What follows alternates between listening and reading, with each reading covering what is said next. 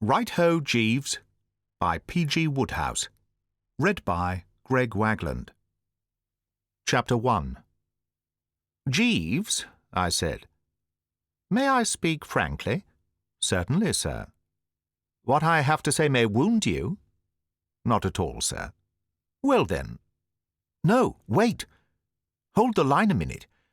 I've gone off the rails. I don't know if you have had the same experience, but the snag I always come up against when I'm telling a story is this dashed difficult problem of where to begin it. It's a thing you don't want to go wrong over, because one false step and you're sunk. I mean, if you fool about too long at the start, trying to establish atmosphere, as they call it, and all that sort of rot, you fail to grip, and the customers walk out on you. Get off the mark, on the other hand, like a scalded cat, and your public is at a loss. It simply raises its eyebrows and can't make out what you're talking about. And in opening my report of the complex case of Gussie Finknottle, Madeline Bassett, my cousin Angela, my Aunt Dahlia, my Uncle Thomas, young Tuppy Glossop, and the cook Anatole, with the above spot of dialogue, I see that I've made the second of these two floaters. I shall have to hark back a bit, and taking it for all in all, and weighing this against that, I suppose the affair may be said to have had its inception, if inception is the word I want, with that visit of mine to Cannes. If I hadn't gone to Cannes, I shouldn't have met the Bassett, or bought that white mess jacket, and Angela wouldn't have met her shark, and Aunt Dahlia wouldn't have played baccarat. Yes, most decidedly, Cannes was the point d'appui. Righto, then. Let me marshal my facts. I went to Cannes, leaving Jeeves behind, he having intimated that he did not wish to miss Ascot, round about the beginning of June. With me travelled my Aunt Dahlia and her daughter Angela. Tuppy Glossop, Angela's betrothed, was to have been of the party, but at the last moment couldn't get away. Uncle Tom, Aunt Dahlia's husband, remained at home because he can't stick the south of France at any price. So there you have the layout. Aunt Dahlia, cousin Angela, and self off to Cannes round about the beginning of June. All pretty clear so far, what? We stayed at Cannes about 2 months, and except for the fact that Aunt Dahlia lost her shirt at baccarat, and Angela nearly got inhaled by a shark while aquaplaning, a pleasant time was had by all. On July the 25th, looking bronzed and fit, I accompanied aunt and child back to London. At 7 p.m. on July the 26th, we alighted at Victoria, and at 7:20 or thereabouts we parted with mutual expressions of esteem. They to shove off in Aunt Dahlia's car to Brinkley Court, her place in Worcestershire, where they were expected to entertain Tuppy in a day or two. I to go to the flat, drop my luggage, clean up a bit and put on the soup and fish, preparatory to pushing round to the Drones for a bite of dinner. And it was while I was at the flat, toweling the torso after a much-needed rinse, that Jeeves, as we chatted of this and that, picking up the threads, as it were, suddenly brought the name of Gussie Finknottle into the conversation. As I recall it, the dialogue ran something as follows. Self. "Well, Jeeves, here we are, what?" Jeeves. "Yes, sir." Self. "I mean to say, home again." Jeeves. "Precisely, sir." Self. "Seems ages since I went away." Jeeves. "Yes, sir." Self. "Have a good time at Ascot?" Jeeves. "Most agreeable, sir." Self. "Win anything?" Jeeves. "Quite a satisfactory sum, thank you, sir." Self. "Good. Well, Jeeves, what news on the Rialto? Anybody been phoning or calling or anything during my abs? Jeeves. "Mr. Finknottle, sir, has been a frequent caller." I stared. Indeed, it would not be too much to say that I gaped. "Mr. Finknottle?" "Yes, sir." "You don't mean Mr. Finknottle?" "Yes, sir." "But Mr. Finknottle's not in London?" "Yes, sir." "Well, I'm blowed." And I'll tell you why I was blowed. I found it scarcely possible to give credence to his statement. This Finknottle, you see, was one of those freaks you come across from time to time during life's journey who can't stand London. He lived year in and year out, covered with moss, in a remote village down in Lincolnshire, never coming up even for the Eton and Harrow match. And when I asked him once if he didn't find the time hang a bit heavy on his hands, he said no, because he had a pond in his garden and studied the habits of newts. I couldn't imagine what could have brought the chap up to the great city. I would have been prepared to bet that as long as the supply of newts didn't give out, nothing could have shifted him from that village of his. Are you sure? Yes, sir. You got the name correctly? Finknottle? Yes, sir. Well, it's the most extraordinary thing. It must be 5 years since he was in London. He makes no secret of the fact that the place gives him the pip. Until now he has always stayed glued to the country, completely surrounded by newts, sir. Newts, Jeeves. Mr. Finknottle has a strong newt complex. You must have heard of newts, those little sort of lizard things that charge about in ponds. Oh, yes, sir, the aquatic members of the family Salamandridae, which constitute the genus Mollia. That's right. Well, Gussie has always been a slave to them. He used to keep them at school.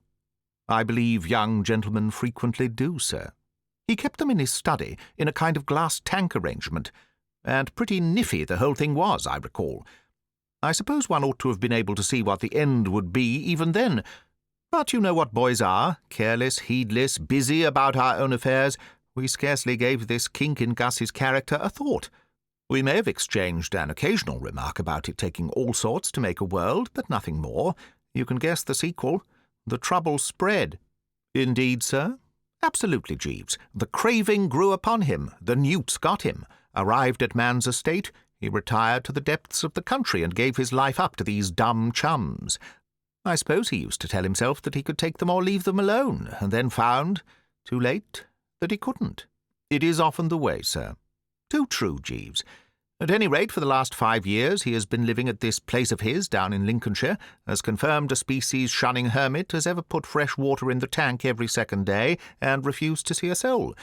That's why I was so amazed when you told me he had suddenly risen to the surface like this. I still can't believe it. I'm inclined to think that there must be some mistake, and that this bird who has been calling here is some different variety of Finknottle. The chap I know wears horn-rimmed spectacles and has a face like a fish. How does that check up with your data? The gentleman who came to the flat wore horn-rimmed spectacles, sir, and looked like something on a slab. Possibly there was a certain suggestion of the piscine, sir. Then it must be Gussie, I suppose. But what on earth can have brought him up to London? I am in a position to explain that, sir. Mr. Finknottle confided to me his motive in visiting the metropolis.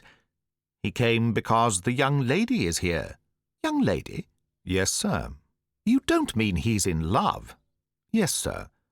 Well, I'm dashed. I'm really dashed. I positively am dashed, Jeeves. And I was, too. I mean to say, a joke's a joke, but there are limits. Then I found my mind turning to another aspect of this rummy affair. Conceding the fact that Gussie Finknottle, against all the ruling of the form book, might have fallen in love, why should he have been haunting my flat like this? No doubt the occasion was one of those when a fellow needs a friend, but I couldn't see what had made him pick on me. It wasn't as if he and I were in any way bosom. We had seen a lot of each other at one time, of course, but in the last 2 years I hadn't had so much as a postcard from him. I put all this to Jeeves. Odd, his coming to me. Still, if he did, he did. No argument about that. It must have been a nasty jar for the poor perisher when he found I wasn't here. No, sir, Mr. Finknottle did not call to see you, sir. Pull yourself together, Jeeves.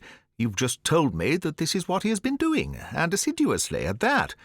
It was I with whom he was desirous of establishing communication, sir. You? But I didn't know you had ever met him. I had not had that pleasure until he called here, sir, but it appears that Mr. Sipperley, a fellow student with whom Mr. Finknottle had been at the university, recommended him to place his affairs in my hands. The mystery had conked. I saw all. As I dare say you know, Jeeves's reputation as a counsellor has long been established among the cognoscenti, and the first move of any of my little circle on discovering themselves in any form of soup is always to roll round and put the thing up to him. And when he's got A out of a bad spot, A puts B onto him, and then, when he has fixed up B, B sends C along, and so on, if you get my drift, and so forth. That's how these big consulting practices like Jeeves's grow. Old Sippy, I knew, had been deeply impressed by the man's efforts on his behalf at the time when he was trying to get engaged to Elizabeth Moon, so it was not to be wondered at that he should have advised Gussie to apply. A pure routine, you might say. "Oh, you're acting for him, are you?" "Yes, sir." "Now I follow. Now I understand. And what is Gussie's trouble?" "Oddly enough, sir, precisely the same as that of Mr. Sipperley, when I was enabled to be of assistance to him. No doubt you recall Mr. Sipperley's predicament, sir. Deeply attached to Miss Moon, he suffered from a rooted diffidence which made it impossible for him to speak." I nodded. "I remember, yes, I recall the Sipperley case. He couldn't bring himself to the scratch. A marked coldness of the feet, was there not? I recollect you saying he was letting—what was it? Letting something do something? Cats entered into it, if I'm not mistaken. Letting I dare not, wait upon I would, sir. That's right. But how about the cats? Like the poor cat in the adage, sir. Exactly. It beats me how you think up these things. And Gussie, you say, is in the same position? Yes, sir. Each time he endeavours to formulate a proposal of marriage, his courage fails him. And yet, if he wants this female to be his wife, he's got to say so, what? I mean, only civil to mention it. Precisely, sir. I mused. Well, I suppose this was inevitable, Jeeves. I wouldn't have thought that this Finknottle would ever have fallen a victim to the divine P, but if he has, no wonder he finds the going sticky. Yes, sir. Look at the life he's led. Yes, sir. I don't suppose he has spoken to a girl for years. What a lesson this is to us, Jeeves, not to shut ourselves up in country houses and stare into glass tanks. You can't be the dominant male if you do that sort of thing. In this life you can choose between two courses. You can either shut yourself up in a country house and stare into tanks, or you can be a dasher with the sex. You can't do both. No, sir. I mused once more. Gussie and I, as I say, had rather lost touch. But all the same I was exercised about the poor fish, as I am about all my pals, close or distant, who find themselves treading upon life's banana skins. It seemed to me that he was up against it. I threw my mind back to the last time I had seen him. About 2 years ago it had been. I had looked in at his place while on a motor trip, and he had put me right off my feed by bringing a couple of green things with legs to the luncheon table, crooning over them like a young mother, and eventually losing one of them in the salad. That picture, rising before my eyes, didn't give me much confidence in the unfortunate goof's ability to woo and win, I must say, especially if the girl he had earmarked was one of these tough modern thugs, all lipstick and cool, hard, sardonic eyes, as she probably was. "Tell me, Jeeves," I said, wishing to know the worst, "what sort of a girl is this girl of Gussie's?" "I have not met the young lady, sir. Mr. Finknottle speaks highly of her attractions." "Seemed to like her, did he?" "Yes, sir." "Did he mention her name? Perhaps I know her." "She is a Miss Bassett, sir. Miss Madeline Bassett." "What?" "Yes, sir." I was deeply intrigued. Egad, Jeeves, fancy that. It's a small world, isn't it, what? "The young lady is an acquaintance of yours, sir?" "I know her well. Your news has relieved my mind, Jeeves. It makes the whole thing begin to seem far more like a practical working proposition." "Indeed, sir?" "Absolutely. I confess that until you supplied this information, I was feeling profoundly dubious about poor old Gussie's chances of inducing any spinster of any parish to join him in the saunter down the aisle. You will agree with me that he is not everybody's money. There may be something in what you say, sir. Cleopatra wouldn't have liked him." "Possibly not, sir." "And I doubt if he would go any too well with Tallulah Bankhead." "No, sir." "But when you tell me that the object of his affections is Miss Bassett, why then, Jeeves, hope begins to dawn a bit. He's just the sort of chap a girl like Madeline Bassett might scoop in with relish." This Bassett, I must explain, had been a fellow visitor of ours at Cannes, and as she and Angela had struck up one of those effervescent friendships which girls do strike up, I had seen quite a bit of her.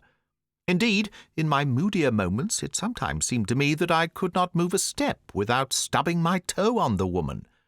And what made it all so painful and distressing was that the more we met, the less did I seem able to find to say to her.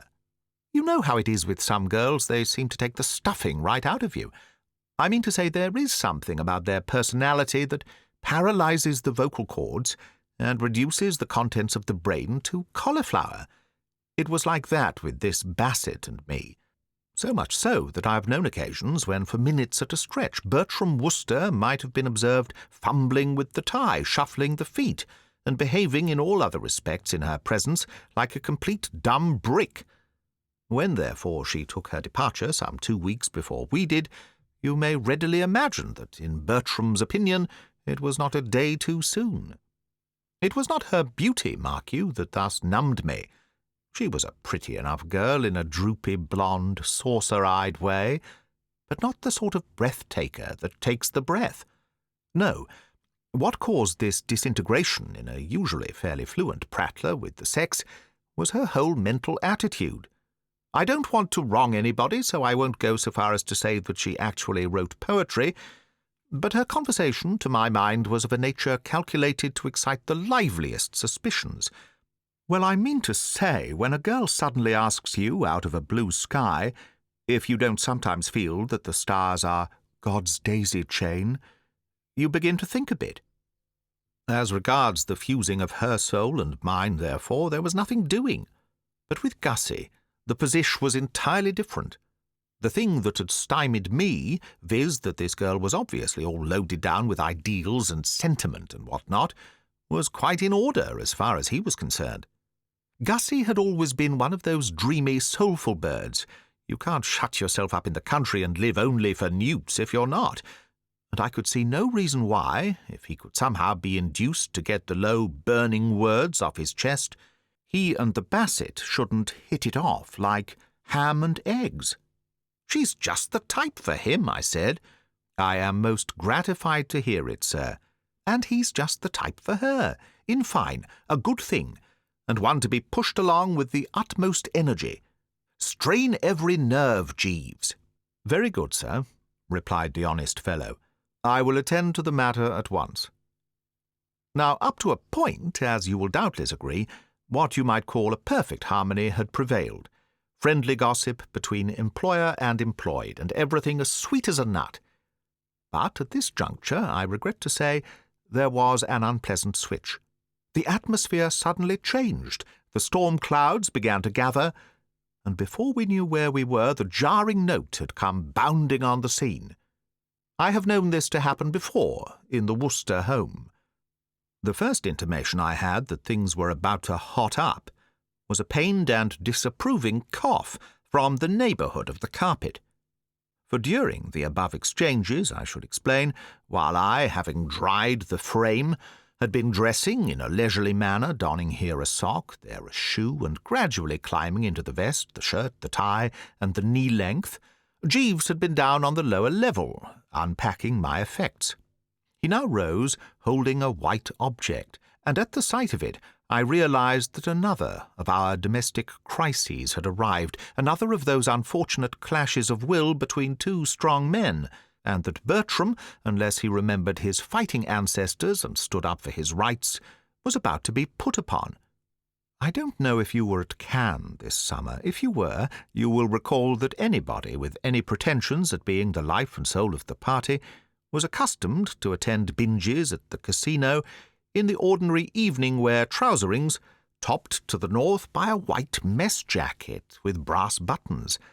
And ever since I had stepped aboard the blue train at Cannes station, I had been wondering, on and off, how mine would go with Jeeves.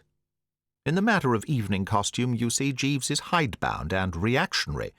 I had had trouble with him before about soft-bosomed shirts, and while these mess jackets had, as I say, been all the rage, tout ce qu'il y a de chic on the Côte d'Azur, I had never concealed it from myself, even when treading the measure at the Palm Beach Casino, in the one I had hastened to buy, that there might be something of an upheaval about it on my return.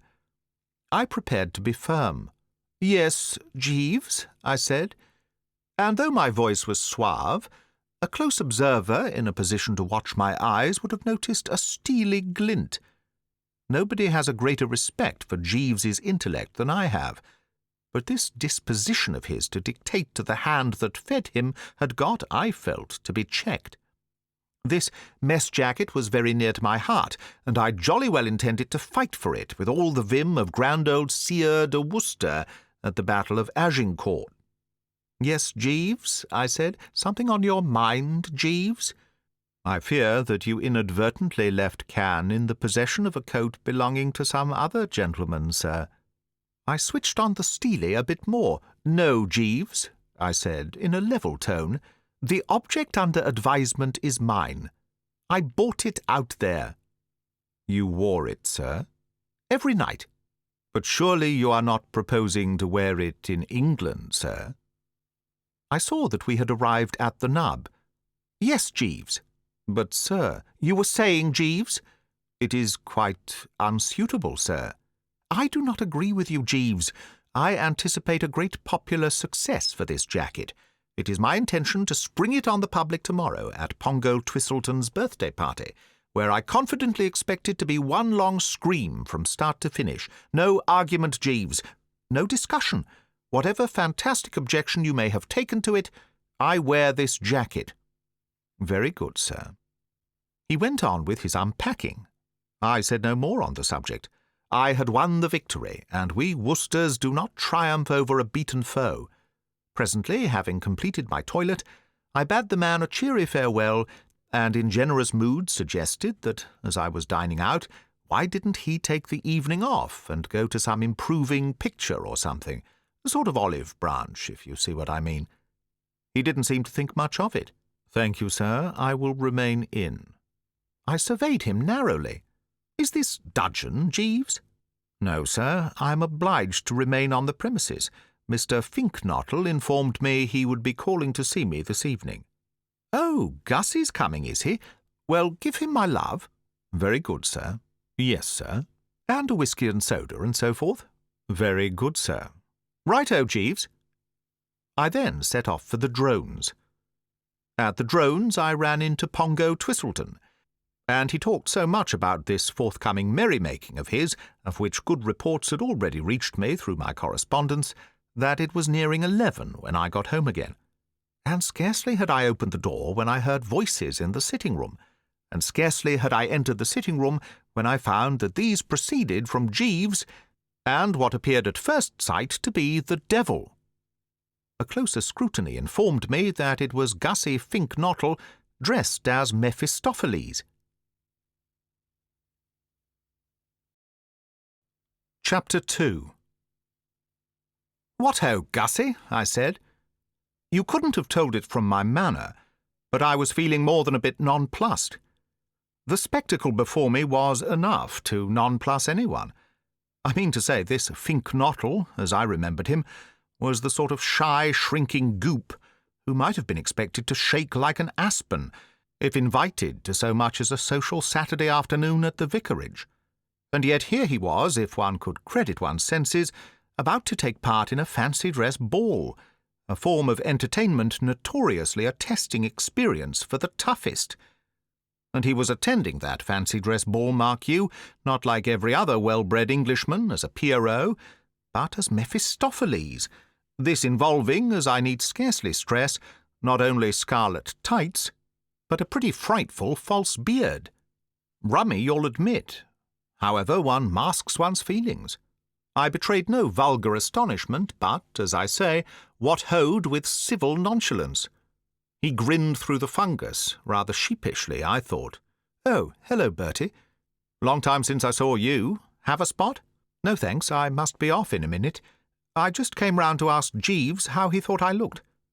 "How do you think I look, Bertie?" Well, the answer to that, of course, was perfectly foul. But we Woosters are men of tact, and have a nice sense of the obligations of a host. We do not tell old friends beneath our roof-tree that they are an offence to the eyesight. I evaded the question. "I hear you're in London," I said carelessly. "Oh, yes. Must be years since you came up." "Oh, yes." "And now you're off for an evening's pleasure." He shuddered a bit. He had, I noticed, a hunted air. "Pleasure? Aren't you looking forward to this rout or revel?" "Oh, I suppose it'll be all right," he said in a toneless voice. "Anyway, I ought to be off, I suppose. The thing starts round about 11. I told my cab to wait. Will you see if it's there, Jeeves?" "Very good, sir." There was something of a pause after the door had closed, a certain constraint.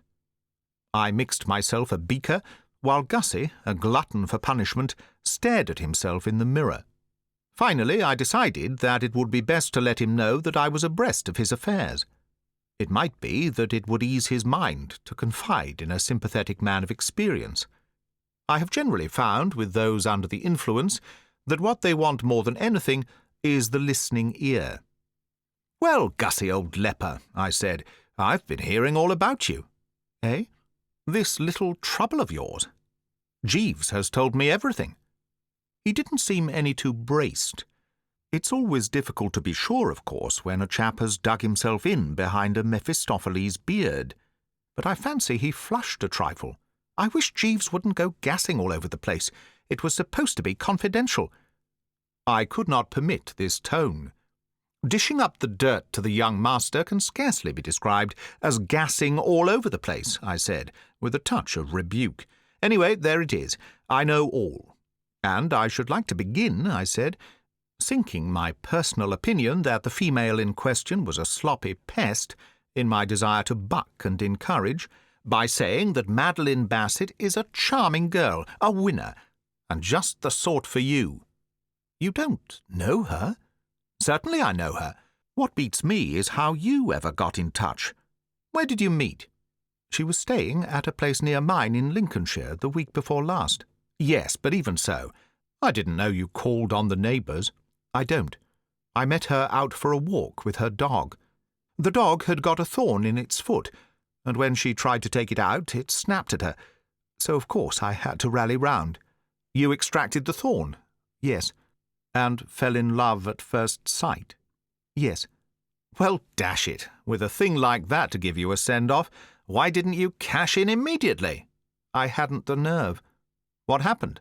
We talked for a bit. What about? Oh, birds. Birds? What birds? The birds that happened to be hanging round, and the scenery, and all that sort of thing. And she said she was going to London, and asked me to look her up if I was ever there. And even after that you didn't so much as press her hand? Of course not. Well, I mean, it looked as though there was no more to be said. If a chap is such a rabbit that he can't get action when he's handed the thing on a plate, his case would appear to be pretty hopeless. Nevertheless, I reminded myself that this non-starter and I had been at school together. One must make an effort for an old school friend. "Ah, well," I said, "we must see what can be done. Things may brighten. At any rate, you will be glad to learn that I am behind you in this enterprise. You have Bertie Wooster in your corner, Gussie." "Thanks, old man." "And Jeeves, of course, which is the thing that really matters." I don't mind admitting that I winced. He meant no harm, I suppose, but I'm bound to say that this tactless speech nettled me not a little. People are always nettling me like that, giving me to understand, I mean to say, that in their opinion Bertie Wooster is a mere cipher, and that the only member of the household with brains and resources is Jeeves. It jars on me. And tonight it jarred on me more than usual, because I was feeling pretty dashed fed with Jeeves. Over that matter of the mess jacket, I mean. True, I had forced him to climb down, quelling him, as described, with the quiet strength of my personality, but I was still a trifle shirty at his having brought the thing up at all. It seemed to me that what Jeeves wanted was the iron hand. "And what is he doing about it?" I inquired stiffly. "He's been giving the position of affairs a lot of thought." "He has he? It's on his advice that I'm going to this dance." "Why?"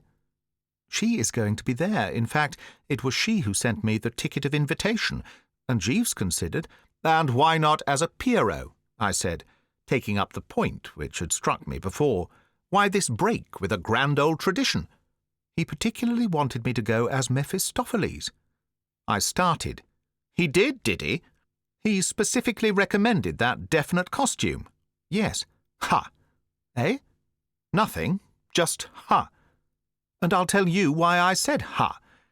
Here was Jeeves making heavy weather about me wearing a perfectly ordinary white mess jacket, a garment not only tout ce qu'il y a de chic, but absolutely de rigueur, and in the same breath, as you might say, inciting Gussie Fink-Nottle to be a blot on the London scene in scarlet tights.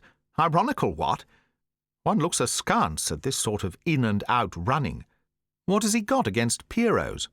I don't think he objects to Pierrots as Pierrots, but in my case he thought a Pierrot wouldn't be adequate. I don't follow that. He said that the costume of Pierrot, while pleasing to the eye, lacked the authority of the Mephistopheles costume. I still don't get it. Well, it's a matter of psychology, he said. There was a time when a remark like that would have had me snookered. But long association with Jeeves has developed the Wooster vocabulary considerably. Jeeves has always been a whale for the psychology of the individual, and I now follow him like a bloodhound when he snaps it out of the bag. Oh, psychology, yes. Jeeves is a great believer in the moral effect of clothes. He thinks I might be emboldened in a striking costume like this. He said a pirate chief would be just as good. In fact, a pirate chief was his first suggestion. But I objected to the boots. I saw his point. There is enough sadness in life without having fellows like Gussie Fink-Nottle going about in sea boots. And are you emboldened? Well, to be absolutely accurate, Bertie, old man, no. A gust of compassion shook me. After all, though we had lost touch a bit of recent years, this man and I had once thrown inked darts at each other. Gussie, I said, take an old friend's advice, and don't go within a mile of this binge. But it's my last chance of seeing her. She's off tomorrow to see some people in the country. Besides, you don't know. Don't know what?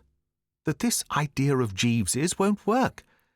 I feel a most frightful chump now, yes, but who can say whether that will not pass off when I get into a mob of other people in fancy dress? I had the same experience as a child. One year during the Christmas festivities, they dressed me up as a rabbit, and the shame was indescribable. Yet when I got to the party and found myself surrounded by scores of other children, many in costumes even ghastlier than my own, I perked up amazingly, joined freely in the revels, and was able to eat so hearty a supper that I was sick twice in the cab coming home. What I mean is, you can't tell in cold blood. I weighed this. It was specious, of course. And you can't get away from it that fundamentally Jeeves's idea is sound. In a striking costume like Mephistopheles, I might quite easily pull off something pretty impressive. Colour does make a difference. Look at newts. During the courting season, the male newt is brilliantly coloured. It helps him a lot. But you aren't a male newt. I wish I were. Do you know how a male newt proposes, Bertie? He just stands in front of the female newt, vibrating his tail and bending his body in a semicircle. I could do that on my head. No, you wouldn't find me grousing if I were a male newt. But if you were a male newt, Madeline Bassett wouldn't look at you. Not with the eye of love, I mean. She would, if she were a female newt. But she isn't a female newt. No, but suppose she was. Well, if she was, you wouldn't be in love with her. Yes, I would, if I were a male newt. A slight throbbing about the temples told me that this discussion had reached saturation point. Well, anyway, I said, coming down to hard facts and cutting out all this visionary stuff about vibrating tails and what not, the salient point that emerges is that you are booked to appear at a fancy dress ball. And I tell you, out of my riper knowledge of fancy dress balls, Gussie, that you won't enjoy yourself. It isn't a question of enjoying yourself. I wouldn't go. I must go. I keep telling you, she's off to the country tomorrow. I gave it up. So be it, I said. Have it your own way. Yes, Jeeves? Mr. Fink-Nottle's cab, sir. Ah, the cab, eh? Your cab, Gussie. Oh, the cab. Oh, right. Of course, yes, rather. Thanks, Jeeves. Well, so long, Bertie. And giving me the sort of weak smile Roman gladiators used to give the emperor before entering the arena, Gussie trickled off. And I turned to Jeeves. The moment had arrived for putting him in his place, and I was all for it. It was a little difficult to know how to begin, of course. I mean to say, while firmly resolved to tick him off, I didn't want to gash his feelings too deeply. Even when displaying the iron hand, we Woosters like to keep the thing fairly matey. However, on consideration, I saw that there was nothing to be gained by trying to lead up to it gently. It is never any use beating about the bee. Jeeves, I said, may I speak frankly? Certainly, sir. What I have to say may wound you. Not at all, sir. Well, then, I have been having a chat with Mr. Finknottle, and he has been telling me about this Mephistopheles scheme of yours. Yes, sir. Now let me get it straight. If I follow your reasoning correctly, you think that, stimulated by being upholstered throughout in scarlet tights, Mr. Finknottle, on encountering the adored object, will vibrate his tail and generally let himself go with a whoop. I am of the opinion that he will lose much of his normal diffidence, sir. I don't agree with you, Jeeves. No, sir. No. In fact, not to put too fine a point upon it, I consider that of all the dashed silly drivelling ideas I ever heard in my puff, this is the most blithering and futile. It won't work, not a chance. All you have done is to subject Mr. Finknottle to the nameless horrors of a fancy dress ball for nothing. And this is not the first time this sort of thing has happened. To be quite candid, Jeeves, I have frequently noticed before now a tendency or disposition on your part to become— what's the word? I could not say, sir. Eloquent?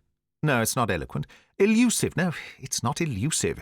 It's on the tip of my tongue, begins with an E, and means being a jolly sight too clever. Elaborate, sir? That is the exact word I was after. Too elaborate, Jeeves. That is what you are frequently prone to become. Your methods are not simple, not straightforward. You cloud the issue with a lot of fancy stuff that is not of the essence. All that Gussie needs is the elder brotherly advice of a seasoned man of the world. So what I suggest is that from now onward you leave this case to me. Very good, sir. You lay off and devote yourself to your duties about the home. Very good, sir. I shall no doubt think of something quite simple and straightforward, yet perfectly effective ere long. I will make a point of seeing Gussie tomorrow. Very good, sir. Right-ho, Jeeves. But on the morrow all those telegrams started coming in, and I confess that for 24 hours I didn't give the poor chap a thought, having problems of my own to contend with. Chapter 3. The first of the telegrams arrived shortly after noon, and Jeeves brought it in with the before-luncheon snifter. It was from my Aunt Dahlia, operating from Market Snodsbury, a small town of sorts, a mile or two along the main road as you leave her country seat. It ran as follows: "Come at once, Travers." And when I say it puzzled me like the dickens, I'm understating it, if anything. As mysterious a communication, I considered, as was ever flashed over the wires. I studied it in a profound reverie for the best part of 2 dry martinis and a dividend. I read it backwards, I read it forwards. As a matter of fact, I have a sort of recollection of even smelling it, but it still baffled me. Consider the facts, I mean. It was only a few hours since this aunt and I had parted, after being in constant association for nearly 2 months. And yet here she was, with my farewell kiss still lingering on her cheek, so to speak, pleading for another reunion. Bertie Wooster is not accustomed to this gluttonous appetite for his society. Ask anyone that knows me, and they will tell you that after 2 months of my company, what the normal person feels is that will about do for the present. Indeed, I have known people who couldn't stick it out for more than a few days. Before sitting down to the well-cooked, therefore, I sent this reply: "Perplexed. Explain. Bertie." To this I received an answer during the after-luncheon sleep. "What on earth is there to be perplexed about, ass? Come at once. Travers." 3 cigarettes and a couple of turns about the room, and I had my response ready. "How do you mean, come at once? Regards, Bertie." I append the comeback. "I mean, come at once, you maddening half-wit. What did you think I meant? Come at once, or expect an aunt's curse. First post tomorrow. Love, Travers." I then dispatched the following message, wishing to get everything quite clear. "When you say come, do you mean come to Brinkley Court? And when you say at once, do you mean at once? Fogged, at a loss. All the best, Bertie." I sent this one off on my way to the drones, where I spent a restful afternoon throwing cards into a top hat with some of the better element. Returning in the evening hush, I found the answer waiting for me. "Yes, yes, yes, yes, yes, yes, yes. It doesn't matter whether you understand or not. You just come at once, as I tell you, and for heaven's sake stop this back chat. Do you think that I am made of money, that I can afford to send you telegrams every 10 minutes? Stop being a fathead and come immediately. Love, Travers." It was at this point that I felt the need of getting a second opinion. I pressed the bell. "Jeeves," I said, "a V-shaped rumminess has manifested itself from the direction of Worcestershire." "Read these," I said, handing him the papers in the case. He scanned them. "What do you make of it, Jeeves?" "I think Mrs. Travers wishes you to come at once, sir." "You gather that too, do you?" "Yes, sir." I put the same construction on the thing. "But why, Jeeves? Dash it all, she's just had nearly 2 months of me." "Yes, sir. And many people consider the medium dose for an adult 2 days. "Yes, sir. I appreciate the point you raise. Nevertheless, Mrs. Travers appears very insistent. I think it would be well to acquiesce in her wishes." "Pop down, you mean?" "Yes, sir." "Well, I certainly can't go at once. I've an important conference on at the Drones tonight. Pongo Twistleton's birthday party, you remember?" "Yes, sir." There was a slight pause. We were both recalling the little unpleasantness that had arisen. I felt obliged to allude to it. "You're all wrong about that mess jacket, Jeeves." "These things are matters of opinion, sir." "When I wore it at the casino at Cannes, beautiful women nudged one another and whispered, 'Who is he?' The code at continental casinos is notoriously lax, sir. And when I described it to Pongo last night, he was fascinated." "Indeed, sir?" "So were all the rest of those present. One and all admitted that I had got hold of a good thing, not a dissentient voice." "Indeed, sir." "I'm convinced that you will eventually learn to love this mess jacket, Jeeves." "I fear not, sir." I gave it up. It is never any use trying to reason with Jeeves on these occasions. Pig-headed is the word that springs to the lips. One sighs and passes on. Well, anyway, returning to the agenda, I can't go down to Brinkley Court or anywhere else yet awhile. That's final. I'll tell you what, Jeeves. Give me form and pencil, and I'll wire her that I'll be with her sometime next week, or the week after. Dash it all, she ought to be able to hold out without me for a few days. It only requires willpower." "Yes, sir." "Right-ho, then. I'll wire, 'Expect me tomorrow fortnight,' or words to some such effect. That ought to meet the case. Then, if you will toddle round the corner and send it off, that will be that." "Very good, sir." And so the long day wore on till it was time for me to dress for Pongo's party. Pongo had assured me, while chatting of the affair on the previous night, that this birthday binge of his was to be on a scale calculated to stagger humanity, and I must say I have participated in less fruity functions. It was well after 4 when I got home, and by that time I was about ready to turn in. I can just remember groping for the bed and crawling into it, and it seemed to me that the lemon had scarcely touched the pillow before I was aroused by the sound of the door opening. I was barely ticking over, but I contrived to raise an eyelid. "Is that my tea, Jeeves?" "No, sir, it is Mrs. Travers." And a moment later there was a sound like a mighty rushing wind, and the relative had crossed the threshold at 50 mph under her own steam.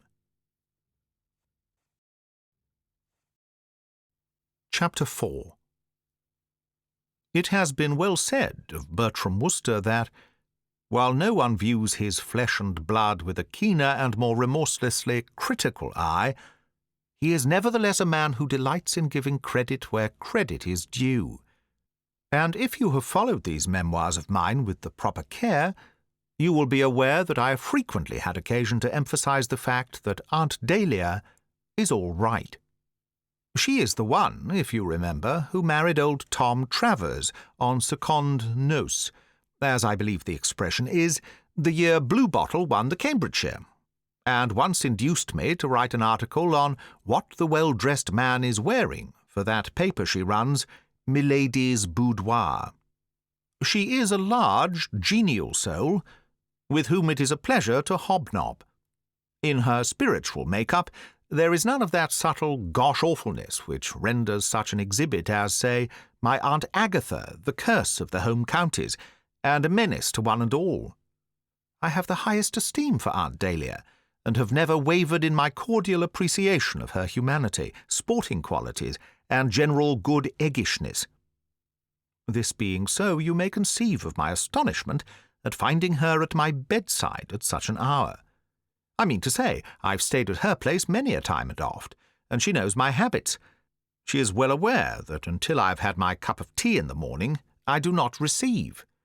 This crashing in at a moment when she knew that solitude and repose were of the essence was scarcely, I could not but feel, the good old form.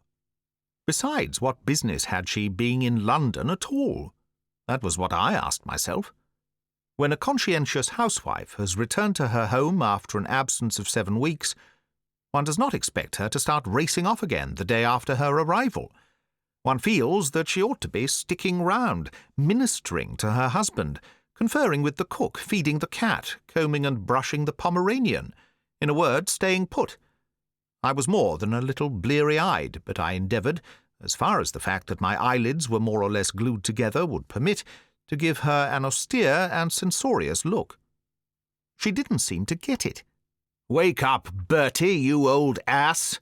she cried, in a voice that hit me between the eyebrows and went out at the back of my head. If Aunt Dahlia has a fault, it is that she is apt to address a vis-à-vis as if he were somebody half a mile away, whom she had observed riding over hounds. A throwback, no doubt, to the time when she counted the day lost that was not spent in chivying some unfortunate fox over the countryside. I gave her another of the austere and censorious, and this time it registered. All the effect it had, however, was to cause her to descend to personalities. "Don't blink at me in that obscene way," she said. "I wonder, Bertie," she proceeded, gazing at me as I should imagine Gussie would have gazed at some newt that was not up to sample, "if you have the faintest conception how perfectly loathsome you look. A cross between an orgy scene in the movies and some low form of pond life. I suppose you were out on the tiles last night." "I attended a social function, yes," I said coldly. "Pongo Twistleton's birthday party. I couldn't let Pongo down. Noblesse oblige. Well, get up and dress." I felt I could not have heard her aright. "Get up and dress?" "Yes." I turned on the pillow with a little moan, and at this juncture Jeeves entered with the vital oolong.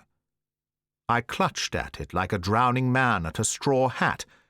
A deep sip or two, and I felt, I won't say restored, because a birthday party like Pongo Twistleton's isn't a thing you get restored after with a mere mouthful of tea, but sufficiently the old Bertram to be able to bend the mind on this awful thing which had come upon me. And the more I bent same, the less could I grasp the trend of the scenario. "What is this, Aunt Dahlia?" I inquired.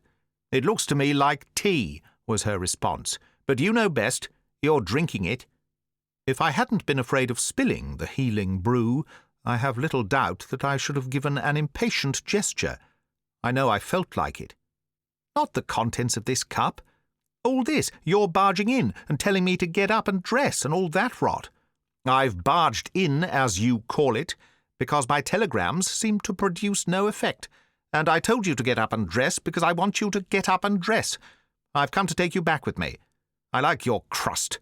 wiring that you would come next year, or whenever it was. You're coming now. I've got a job for you. But I don't want a job. What you want, my lad, and what you're going to get are two very different things. There is man's work for you to do at Brinkley Court. Be ready to the last button in 20 minutes. But I can't possibly be ready to any buttons in 20 minutes. I'm feeling awful. She seemed to consider. Yes, she said. I suppose it's only humane to give you a day or two to recover. All right, then. I shall expect you on the 30th at the latest. But dash it, what is all this? How do you mean, a job? Why a job? What sort of a job? I'll tell you if you'll only stop talking for a minute. It's quite an easy, pleasant job. You will enjoy it. Have you ever heard of Market Snodsbury Grammar School? Never. It's a grammar school at Market Snodsbury. I told her a little frigidly that I had divined as much. Well, how was I to know that a man with a mind like yours would grasp it so quickly? She protested. All right, then. Market Snodsbury Grammar School is, as you have guessed, the grammar school at Market Snodsbury. I'm one of the governors. You mean one of the governesses? I don't mean one of the governesses. Listen, ass. There was a board of governors at Eton, wasn't there? Very well. So there is at Market Snodsbury Grammar School, and I'm a member of it, and they left the arrangements for the summer prize-giving to me. This prize-giving takes place on the last or 31st day of this month. Have you got that clear? I took another Oz of the life-saving and inclined my head. Even after a Pongo Twistleton birthday party, I was capable of grasping simple facts like these. I follow you, yes. I see the point you are trying to make, certainly. Market Snodsbury, Grammar School, Board of Governors, prize-giving. Quite. But what's it got to do with me? You're going to give away the prizes. I goggled. Her words did not appear to make sense. They seemed the mere aimless vapouring of an aunt who has been sitting out in the sun without a hat. Me? You. I goggled again. You don't mean me. I mean you in person. I goggled a third time. You're pulling my leg. I am not pulling your leg. Nothing would induce me to touch your beastly leg. The vicar was to have officiated, but when I got home I found a letter from him saying that he had strained a fetlock and must scratch his nomination. You can imagine the state I was in. I telephoned all over the place. Nobody would take it on. And then suddenly I thought of you. I decided to check all this rot at the outset. Nobody is more eager to oblige deserving aunts than Bertie Wooster. But there are limits, and sharply defined limits at that. So you think I'm going to strew prizes at this bally do-the-boys hall of yours? I do. And make a speech? Exactly. I laughed derisively. For goodness sake, don't start gargling now. This is serious. I was laughing. Oh, were you? Well, I'm glad to see you taking it in this merry spirit. Derisively, I explained. I won't do it. That's final. I simply will not do it. You will do it, young Bertie, or never darken my doors again. And you know what that means? No more of Anatole's dinners for you. A strong shudder shook me. She was alluding to her chef, that superb artist, a monarch of his profession, unsurpassed, nay, unequalled, at dishing up the raw material so that it melted in the mouth of the ultimate consumer. Anatole had always been a magnet that drew me to Brinkley Court with my tongue hanging out. Many of my happiest moments had been those which I had spent champing this great man's roasts and ragouts, and the prospect of being barred from digging into them in the future was a numbing one. No, I say, dash it! I thought that would rattle you, greedy young pig. Greedy young pigs have nothing to do with it, I said, with a touch of hauteur. One is not a greedy young pig because one appreciates the cooking of a genius. Well, I will say I like it myself, conceded the relative.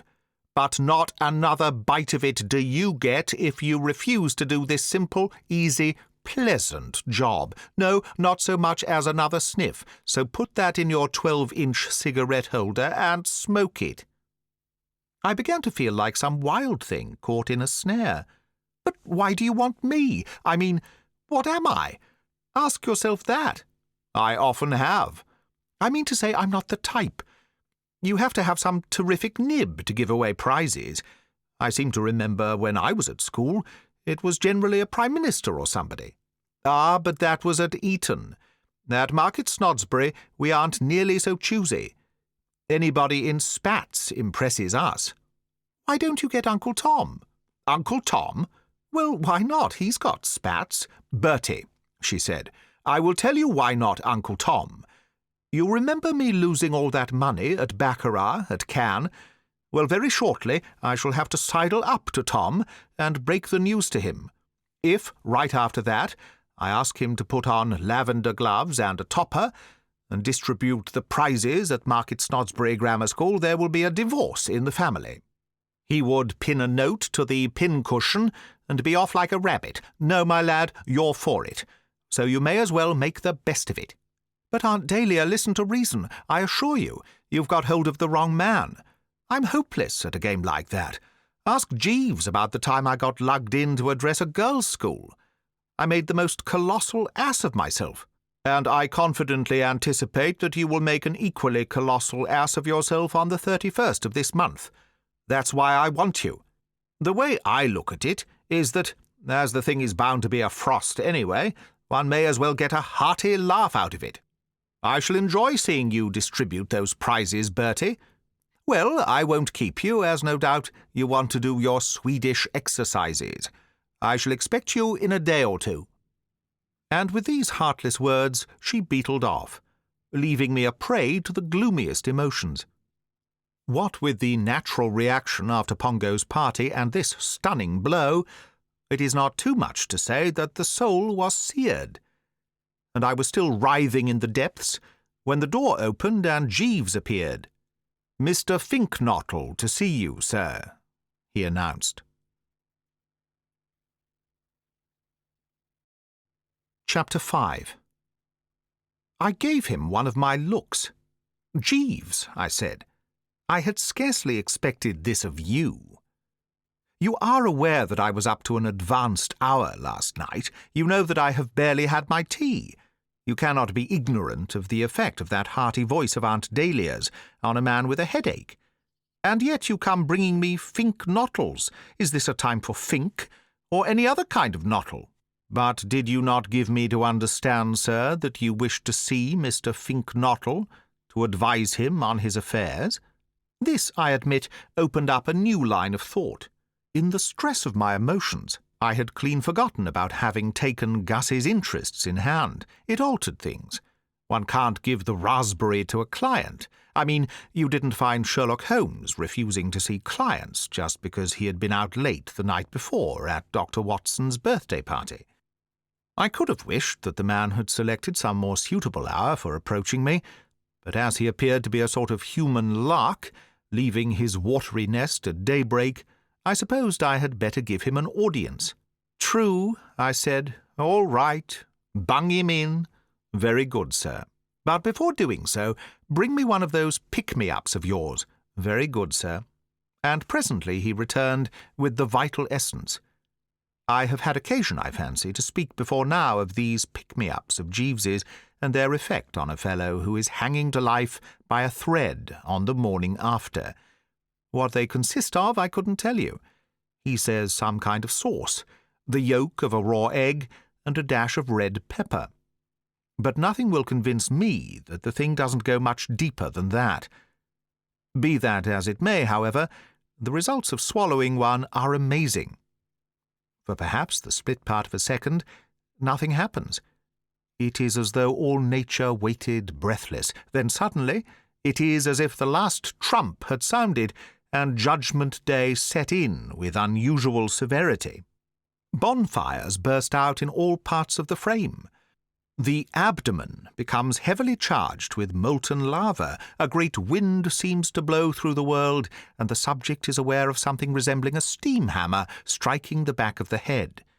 During this phase, the ears ring loudly, the eyeballs rotate, and there is a tingling about the brow. And then, just as you are feeling that you ought to ring up your lawyer and see that your affairs are in order before it is too late, the whole situation seems to clarify.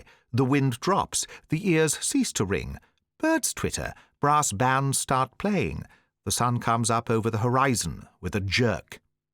And a moment later, all you are conscious of is a great peace. As I drained the glass now, new life seemed to burgeon within me. I remember Jeeves, who, however much he may go off the rails at times in the matter of dress clothes and in his advice to those in love, has always had a neat turn of phrase, once speaking of someone rising on stepping stones of his dead self to higher things. It was that way with me now. I felt that the Bertie Wooster who lay propped up against the pillows had become a better, stronger, finer Bertram. "Thank you, Jeeves," I said. "Not at all, sir. That touched the exact spot. I am now able to cope with life's problems. I am gratified to hear it, sir. What madness not to have had one of those before tackling Aunt Dahlia! However, too late to worry about that now. Tell me of Gussie. How did he make out at the fancy dress ball?" "He did not arrive at the fancy dress ball, sir." I looked at him a bit austerely. "Jeeves," I said, "I admit that after that pick-me-up of yours I feel better. But don't try me too high. Don't stand by my sick-bed talking absolute rot. We shot Gussie into a cab, and he started forth, headed for wherever this fancy dress ball was. He must have arrived." "No, sir. As I gather from Mr. Finknottle, he entered the cab convinced in his mind that the entertainment to which he had been invited was to be held at number 17 Suffolk Square, whereas the actual rendezvous was number 71 Norfolk Terrace. These aberrations of memory are not uncommon with those who, like Mr. Finknottle, belong essentially to what one might call the dreamer type. One might also call it the fat-headed type." "Yes, sir."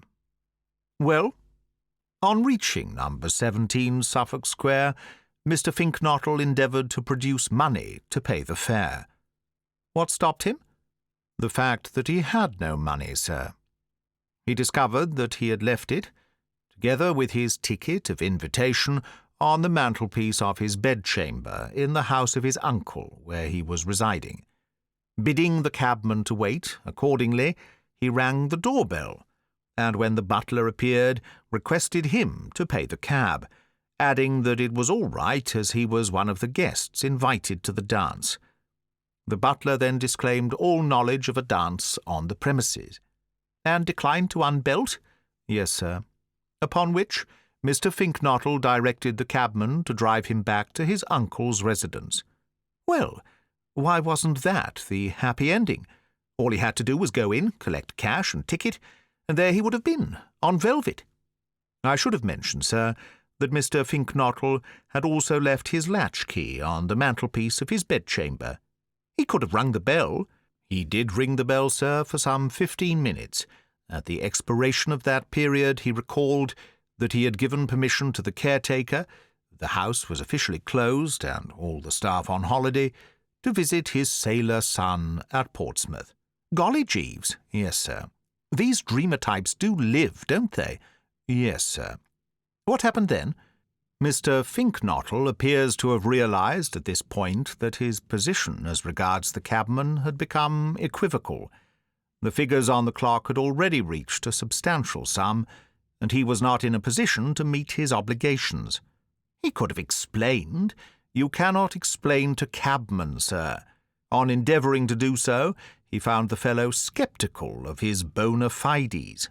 I should have legged it. That is the policy which appears to have commended itself to Mr. Finknottle. He darted rapidly away, and the cabman, endeavouring to detain him, snatched at his overcoat. Mr. Finknottle contrived to extricate himself from the coat, and it would seem that his appearance in the masquerade costume beneath it came as something of a shock to the cabman. Mr. Finknottle informs me that he heard a species of whistling gasp, and, looking round, observed the man crouching against the railings with his hands over his face. Mr. Finknottle thinks he was praying. No doubt an uneducated, superstitious fellow, sir. Possibly a drinker. Well, if he hadn't been one before, I'll bet he started being one shortly afterwards. I expect he could scarcely wait for the pubs to open. Very possibly, in the circumstances, he might have found a restorative agreeable, sir. And so, in the circumstances, might Gussie too, I should think. What on earth did he do after that? London late at night, or even in the daytime for that matter, is no place for a man in scarlet tights. No, sir. He invites comment. Yes, sir. I can see the poor old bird ducking down side streets, skulking in alleyways, diving into dustbins. I gathered from Mr. Finkernottle's remarks, sir, that something very much on those lines was what occurred. Eventually, after a trying night, he found his way to Mr. Sipperley's residence, where he was able to secure lodging and a change of costume in the morning. I nestled against the pillows, the brow a bit drawn. It is all very well to try to do old school friends a spot of good, but I could not but feel that in espousing the cause of a lunkhead capable of mucking things up as Gussie had done, I had taken on a contract almost too big for human consumption. It seemed to me that what Gussie needed was not so much the advice of a seasoned man of the world as a padded cell in Colney Hatch, and a couple of good keepers to see that he did not set the place on fire. Indeed, for an instant I had half a mind to withdraw from the case and hand it back to Jeeves. But the pride of the Woosters restrained me. When we Woosters put our hands to the plough, we do not readily sheathe the sword. Besides, after that business of the mess jacket, anything resembling weakness would have been fatal. "I suppose you realize, Jeeves," I said, for though one dislikes to rub it in, these things have to be pointed out, that all this was your fault. "Sir?" "It's no good saying sir. You know it was. If you had not insisted on his going to that dance, a mad project, as I spotted from the first, this would not have happened. Yes, sir, but I confess I did not anticipate—" "Always anticipate everything, Jeeves," I said a little sternly. "It is the only way. Even if you had allowed him to wear a Pierrot costume, things would not have panned out as they did. A Pierrot costume has pockets. However," I went on more kindly, "we need not go into that now. If all this has shown you what comes of going about the place in scarlet tights, that is something gained. Gussie waits without, you say?" "Yes, sir." "Then shoot him in, and I will see what I can do for him." Chapter 6. Gussie, on arrival, proved to be still showing traces of his grim experience. The face was pale, the eyes gooseberry-like, the ears drooping, and the whole aspect that of a man who has passed through the furnace and been caught in the machinery. I hitched myself up a bit higher on the pillows and gazed at him narrowly. It was a moment, I could see, when first aid was required, and I prepared to get down to cases. "Well, Gussie." "Hello, Bertie." "What ho?" "What ho?" These civilities concluded, I felt that the moment had come to touch delicately on the past. "I hear you've been through it a bit." "Yes." "Thanks to Jeeves." "It wasn't Jeeves's fault." "Entirely Jeeves's fault." "I don't see that. I forgot my money and latchkey." "And now you'd better forget Jeeves, for you will be interested to hear, Gussie," I said, deeming it best to put him in touch with the position of affairs right away, "that he is no longer handling your little problem." This seemed to slip it across him properly. The jaws fell, the ears drooped more limply. He had been looking like a dead fish. He now looked like a deader fish, one of last year's, cast up on some lonely beach and left there at the mercy of the wind and tides. "What?" "Yes." "You don't mean that Jeeves isn't going to—" "No. But, dash it—" I was kind, but firm. "You will be much better off without him. Surely your terrible experiences of that awful night have told you that Jeeves needs a rest. The keenest of thinkers strikes a bad patch occasionally. That is what has happened to Jeeves. I have seen it coming on for some time. He has lost his form. He wants his plugs decarbonized. No doubt this is a shock to you. I suppose you came here this morning to seek his advice." "Of course I did." "On what point?" "Madeline Bassett has gone to stay with these people in the country, and I want to know what he thinks I ought to do." "Well, as I say, Jeeves is off the case." "But, Bertie, dash it—" "Jeeves," I said with a certain asperity, "is no longer on the case. I am now in sole charge." "But what on earth can you do?" I curbed my resentment. We Woosters are fair-minded. We can make allowances for men who have been parading London all night in scarlet tights. That, I said quietly, we shall see. Sit down and let us confer. I am bound to say the thing seems quite simple to me. You say this girl has gone to visit friends in the country. It would appear obvious that you must go there too, and flock round her like a poultice. Elementary. But I can't plant myself on a lot of perfect strangers. Don't you know these people? Of course I don't. I don't know anybody. I pursed the lips. This did seem to complicate matters somewhat. All that I know is that their name is Travers, and it's a place called Brinkley Court, down in Worcestershire. I unpursed my lips. Gussie, I said, smiling paternally, it was a lucky day for you when Bertie Wooster interested himself in your affairs. As I foresaw from the start, I can fix everything. This afternoon you shall go to Brinkley Court, an honoured guest. He quivered, like a moose. I suppose it must always be a rather thrilling experience for the novice to watch me taking hold. But, Bertie, you don't mean you know these Traverses? They are my Aunt Dahlia. My gosh. You see now, I pointed out, how lucky you were to get me behind you. You go to Jeeves, and what does he do? He dresses you up in scarlet tights and one of the foulest false beards of my experience, and sends you off to fancy-dress balls. Result, agony of spirit and no progress.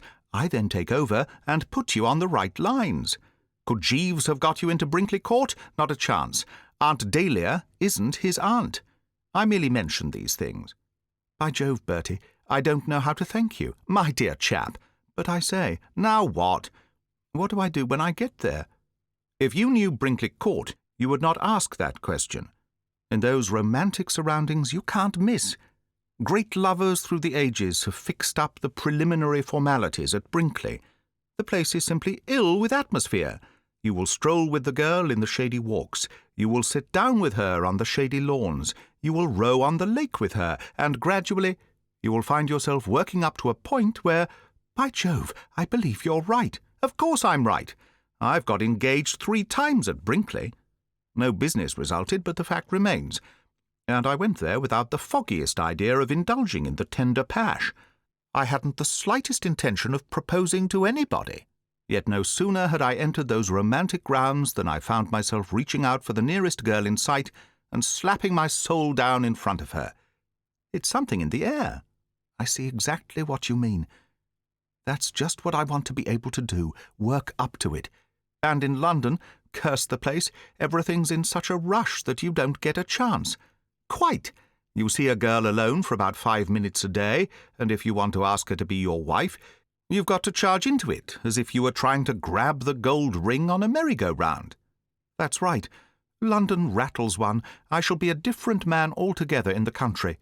What a bit of luck this Travers woman turning out to be your aunt. I don't know what you mean, turning out to be my aunt. She has been my aunt all along.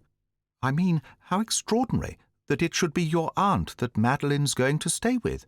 Not at all. She and my cousin Angela are close friends. At Cannes she was with us all the time. Oh, you met Madeline at Cannes, did you? By Jove, Bertie, said the poor lizard devoutly. I wish I could have seen her at Cannes. How wonderful she must have looked in beach pyjamas. Oh, Bertie. Quite, I said, a little distantly. Even when restored by one of Jeeves's depth bombs, one doesn't want this sort of thing after a hard night. I touched the bell and, when Jeeves appeared, requested him to bring me telegraph form and pencil. I then wrote a well-worded communication to Aunt Dahlia, informing her that I was sending my friend Augustus Fink Nottle down to Brinkley today to enjoy her hospitality, and handed it to Gussie. Push that in at the first post office you pass, I said. She will find it waiting for her on her return. Gussie popped along, flapping the telegram and looking like a close-up of Joan Crawford, and I turned to Jeeves and gave him a précis of my operations. Simple, you observe, Jeeves. Nothing elaborate. No, sir. Nothing far-fetched. Nothing strained or bizarre. Just nature's remedy. Yes, sir. This is the attack as it should have been delivered.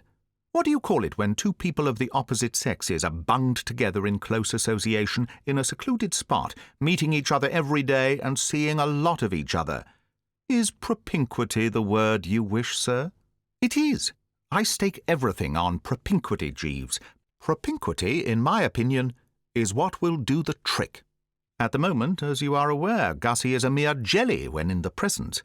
But ask yourself how he will feel in a week or so, after he and she have been helping themselves to sausages out of the same dish day after day at the breakfast sideboard, cutting the same ham, ladling out communal kidneys and bacon. Why, I broke off abruptly. I had had one of my ideas. Golly, Jeeves, sir, here's an instance of how you have to think of everything. You heard me mention sausages, kidneys, and bacon, and ham? Yes, sir.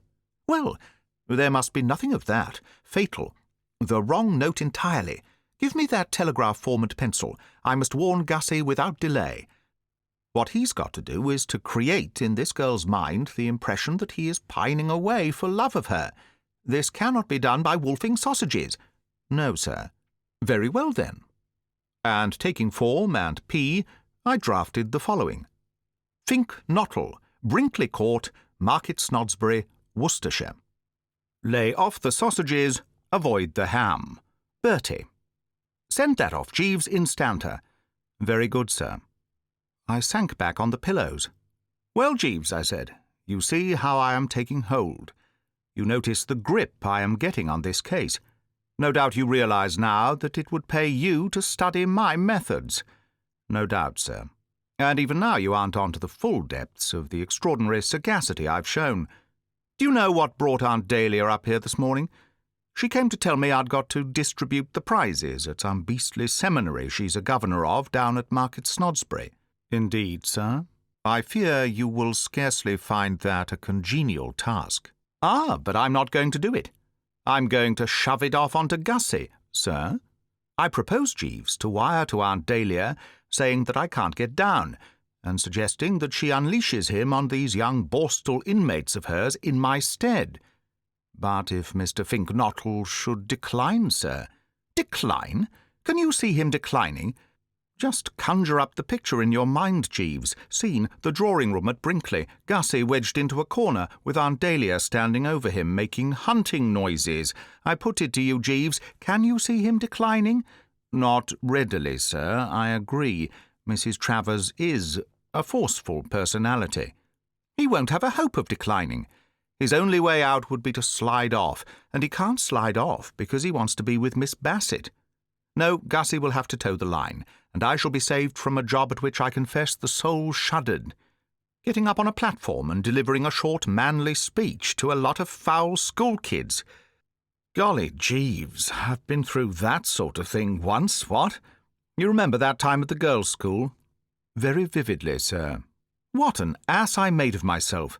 Certainly I have seen you to better advantage, sir. I think you might bring me just one more of those dynamite specials of yours, Jeeves. This narrow squeak has made me come over all faint. I suppose it must have taken Aunt Dahlia 3 hours or so to get back to Brinkley, because it wasn't till well after lunch that her telegram arrived. It read like a telegram that had been dispatched in a white-hot surge of emotion some 2 minutes after she had read mine. As follows. Am taking legal advice to ascertain whether strangling an idiot nephew counts as murder. If it doesn't, look out for yourself. Consider your conduct frozen limit. What do you mean by planting your loathsome friends on me like this? Do you think Brinkley Court is a leper colony, or what is it? Who is this spink bottle? Love, Travers. I had expected some such initial reaction. I replied in temperate vein. Not bottle, Nottle. Regards, Bertie. Almost immediately after she had dispatched the above heart cry, Gussie must have arrived, for it wasn't 20 minutes later when I received the following. Cipher telegram signed by you has reached me here. Runs, lay off the sausages, avoid the ham. Wire key immediately. Fink Nottle. I replied, also kidneys. Cheerio, Bertie. I had staked all on Gussie making a favourable impression on his hostess, basing my confidence on the fact that he was one of those timid, obsequious, teacup-passing, thin bread-and-butter-offering yes-men whom women of my Aunt Dahlia's type nearly always like at first sight. That I had not overrated my acumen was proved by her next in order, which, I was pleased to note, essayed a markedly larger percentage of the milk of human kindness, as follows. "Well, this friend of yours has got here, and I must say that for a friend of yours he seems less subhuman than I had expected. A bit of a pop-eyed bleater, but on the whole clean and civil, and certainly most informative about newts. Am considering arranging series of lectures for him in neighbourhood. All the same, I like your nerve using my house as a summer hotel resort, and shall have much to say to you on subject when you come down. Expect you 30th. Bring spats. Love, Travers." To this I riposted, "On consulting engagement book, find impossible come Brinkley Court, deeply regret, toodaloo, Bertie." Hers in reply struck a sinister note. "Oh, so it's like that, is it? You and your engagement book, indeed. Deeply regret my foot. Let me tell you, my lad, that you will regret it a jolly sight more deeply if you don't come down. If you imagine for one moment that you are going to get out of distributing those prizes, you are very much mistaken. Deeply regret Brinkley Court, 100 miles from London, as unable hit you with a brick. Love, Travers." I then put my fortune to the test to win or lose it all. It was not a moment for petty economies. I let myself go regardless of expense. "No, but dash it, listen, honestly, you don't want me. Get Finknottle distribute prizes, a born distributor who will do you credit. Confidently anticipate Augustus Finknottle as Master of Revels on 31st inst. Would make genuine sensation. Do not miss this great chance, which may never occur again. Tinkety-tonk, Bertie." There was an hour of breathless suspense, and then the joyful tidings arrived. "Well, all right, something in what you say, I suppose. Consider you treacherous worm and contemptible, spineless, cowardly custard, but have booked Spink Bottle. Stay where you are, then, and I hope you get run over by an omnibus. Love, Travers." The relief, as you may well imagine, was stupendous. A great weight seemed to have rolled off my mind. It was as if somebody had been pouring Jeeves's pick-me-ups into me through a funnel. I sang as I dressed for dinner that night. At the Drones I was so gay and cheery that there were several complaints, and when I got home and turned into the old bed, I fell asleep like a little child within 5 minutes of inserting the person between the sheets. It seemed to me that the whole distressing affair might now be considered definitely closed. Conceive my astonishment, therefore, when, waking on the morrow and sitting up to dig into the morning teacup, I beheld on the tray another telegram. My heart sank. Could Aunt Dahlia have slept on it and changed her mind? Could Gussie, unable to face the ordeal confronting him, have legged it during the night down a water-pipe? With these speculations racing through the bean, I tore open the envelope, and, as I noted contents, I uttered a startled yip. "Sir?" said Jeeves, pausing at the door. I read the thing again. Yes, I had got the gist all right. No, I had not been deceived in the substance.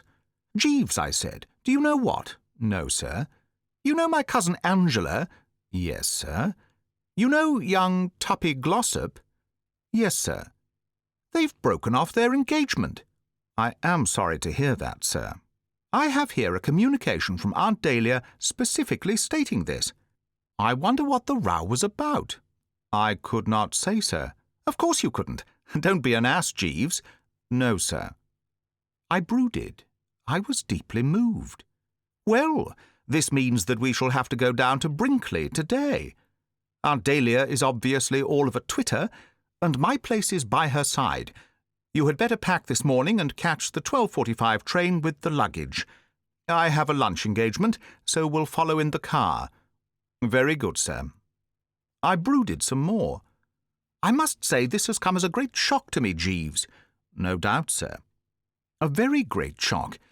Angela and Tuppy, tut-tut. Why, they seemed like the paper on the wall. Life is full of sadness, Jeeves. Yes, sir. Still, there it is. Undoubtedly, sir. Righto, then. Switch on the bath. Very good, sir. Chapter 7. I meditated pretty freely as I drove down to Brinkley in the old two-seater that afternoon. The news of this rift or rupture of Angela's and Tuppy's had disturbed me greatly. The projected match, you see, was one on which I had always looked with kindly approval. Too often, when a chap of your acquaintance is planning to marry a girl you know, you find yourself knitting the brow a bit and chewing the lower lip dubiously, feeling that he or she, or both, should be warned while there is yet time. But I have never felt anything of this nature about Tuppy and Angela. Tuppy, when not making an ass of himself, is a soundish sort of egg. So is Angela, a soundish sort of egg. And as far as being in love was concerned, it had always seemed to me that you wouldn't have been far out in describing them as two hearts that beat as one. True, they had had their little tiffs, notably on the occasion when Tuppy, with what he said was fearless honesty and I considered thorough goofiness, had told Angela that her new hat made her look like a Pekingese. But in every romance you have to budget for the occasional dust-up, and after that incident I had supposed that he had learned his lesson, and that from then on life would be one grand, sweet song. And now this wholly unforeseen severing of diplomatic relations had popped up through a trap. I gave the thing the cream of the Wooster brain all the way down, but it continued to beat me what could have caused the outbreak of hostilities, and I bunged my foot sedulously on the accelerator in order to get to Aunt Dahlia with the greatest possible speed and learn the inside history straight from the horse's mouth. And what with all 6 cylinders hitting nicely, I made good time, and found myself closeted with the relative shortly before the hour of the evening cocktail. She seemed glad to see me. In fact, she actually said she was glad to see me, a statement no other aunt on the list would have committed herself to, the customary reaction of these near and dear ones to the spectacle of Bertram arriving for a visit being a sort of sick horror.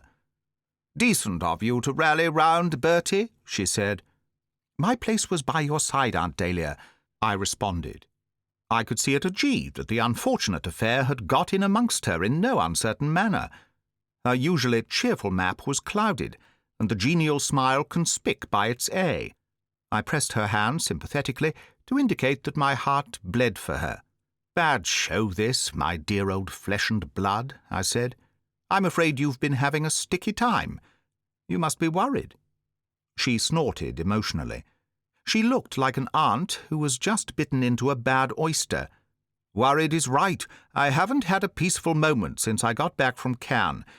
Ever since I put my foot across this blasted threshold," said Aunt Dahlia, returning for the nonce to the hearty argot of the hunting field. "Everything's been at 6s and 7s. First there was that mix-up about the prize-giving." She paused at this point and gave me a look. "I had been meaning to speak freely to you about your behaviour in that matter, Bertie," she said. "I had some good things all stored up. But as you've rallied round like this, I suppose I shall have to let you off, and anyway, it is probably all for the best that you evaded your obligations in that sickeningly craven way. I have an idea that this spink bottle of yours is going to be good. If only he can keep off newts." "Has he been talking about newts?" "He has, fixing me with a glittering eye, like the Ancient Mariner. But if that was the worst I had to bear, I wouldn't mind. What I'm worrying about is what Tom says when he starts talking." "Uncle Tom?"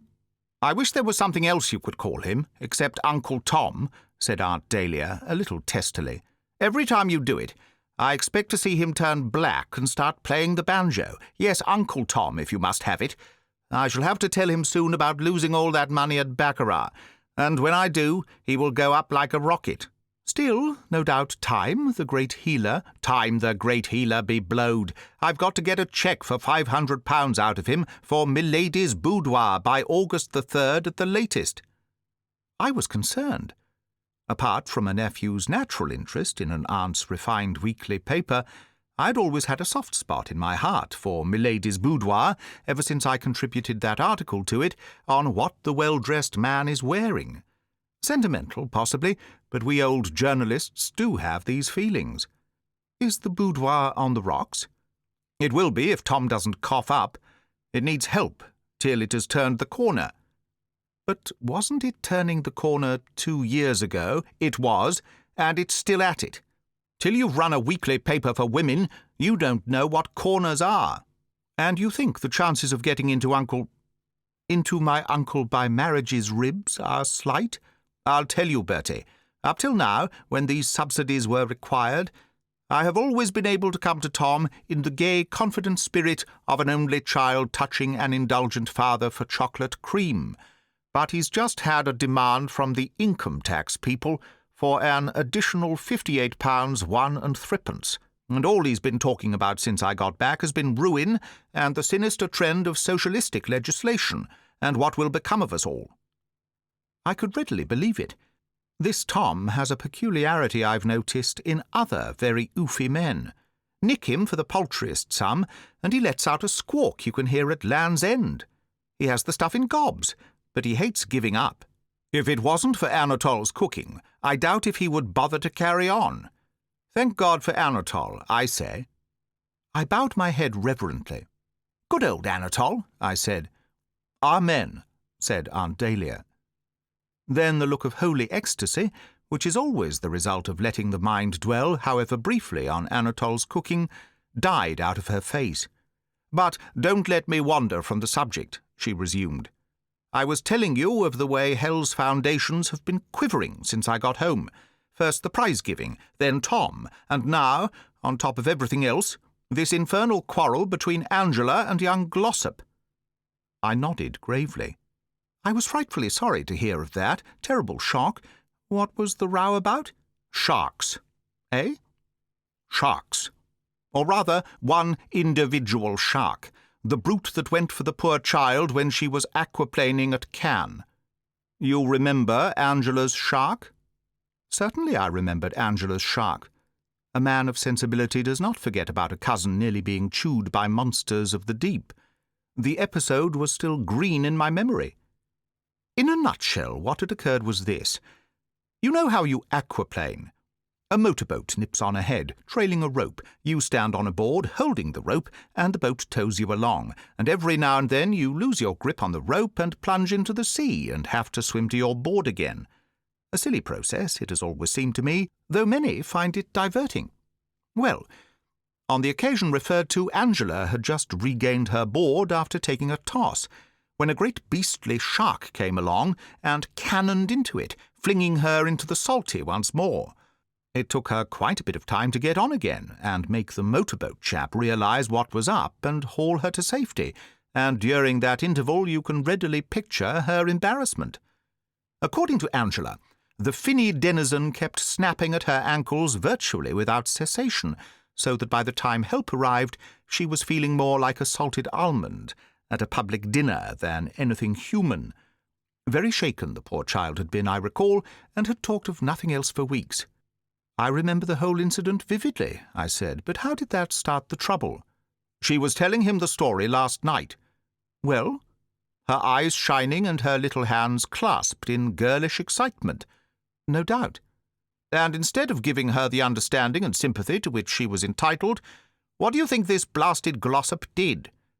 He sat listening like a lump of dough, as if she had been talking about the weather, and when she had finished, he took his cigarette-holder out of his mouth and said, I expect it was only a floating log. He didn't. He did. And when Angela described how the thing had jumped and snapped at her, he took his cigarette-holder out of his mouth again and said, probably a flatfish, quite harmless. No doubt it was just trying to play. Well, I mean, what would you have done if you had been Angela? She has pride, sensibility, all the natural feelings of a good woman. She told him he was an ass and a fool and an idiot and didn't know what he was talking about. I must say I saw the girl's viewpoint. It's only about once in a lifetime that anything sensational ever happens to one, and when it does, you don't want people taking all the colour out of it. I remember at school having to read that stuff where that chap, Othello, tells the girl what a hell of a time he's been having among the cannibals and what not. Well, imagine his feelings if, after he had described some particularly sticky passage with a cannibal chief and was waiting for the awestruck, "Oh, not really," she had said that the whole thing had no doubt been greatly exaggerated and that the man had probably really been a prominent local vegetarian. Yes, I saw Angela's point of view. But don't tell me that when he saw how shirty she was about it, the chump didn't back down. He didn't. He argued.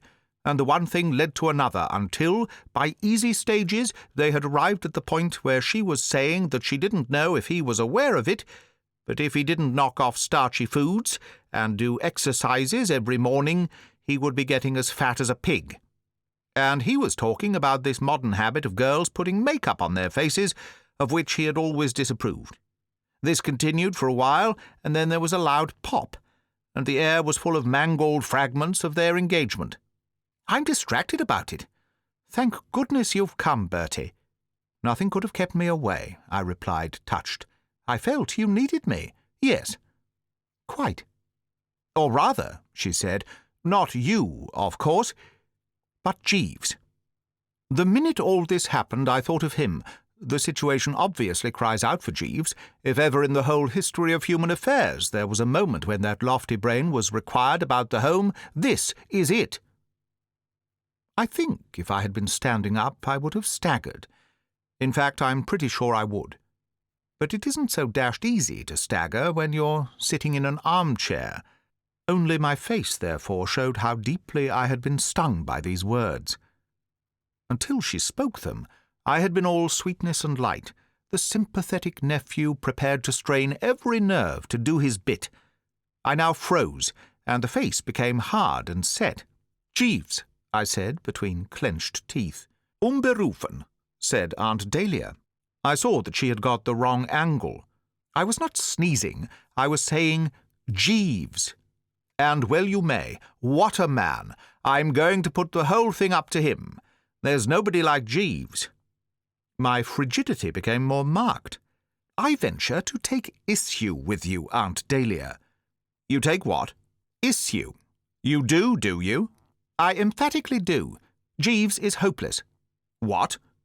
Quite hopeless. He has lost his grip completely. Only a couple of days ago I was compelled to take him off a case because his handling of it was so footling, and, anyway, I resent this assumption, if assumption is the word I want, that Jeeves is the only fellow with brain. I object to the way everybody puts things up to him without consulting me and letting me have a stab at them first. She seemed about to speak, but I checked her with a gesture. It is true that in the past I have sometimes seen fit to seek Jeeves's advice. It is possible that in the future I may seek it again. But I claim the right to have a pop at these problems as they arise in person without having everybody behave as if Jeeves was the only onion in the hash. I sometimes feel that Jeeves, though admittedly not unsuccessful in the past, has been lucky rather than gifted. Have you and Jeeves had a row? Nothing of the kind.